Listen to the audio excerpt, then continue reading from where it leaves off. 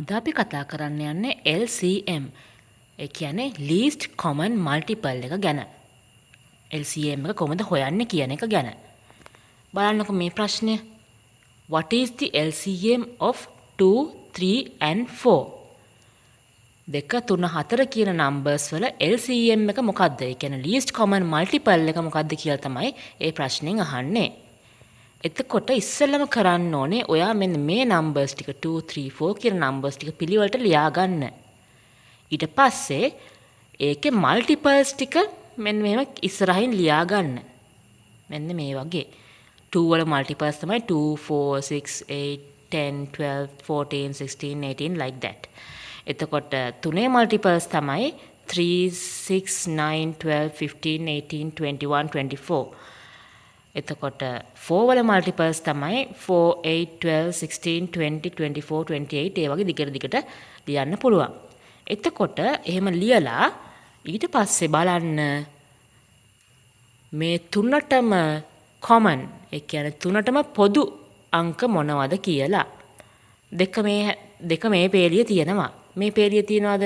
නැහැ. මේ පේලිය තියනවද? නැහැ. එහෙනම් දෙක මාක් කරන්නේ නැහැ. එතකොට 3 මේ පේලිය තියනවද? නැහැ. මේ පේලිය තියනවද? නැහැ. මේ පේලිය විතරයි තියෙන්නේ. එකත් common නැහැ. අපි ගත්තොත් 12 12 common. මේ පේලිය තියෙනවා. මේ පේලිය තියෙනවා.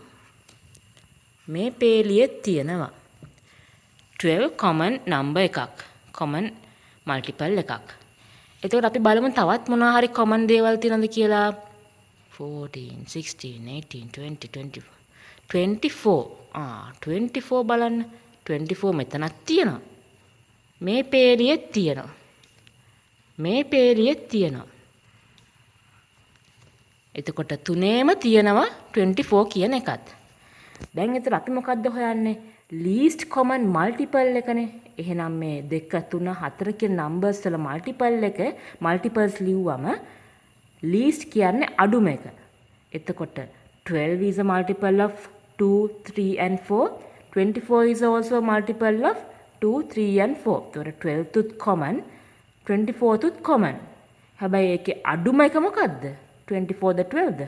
අඩුම එක. ඒ කියන්නේ least common multiple එක 12. එතකොට මේකේ උත්තරය තමයි 12. එහෙම තමයි LCM එක. ඒ කියන්නේ least common multiple එක හොයන්නේ.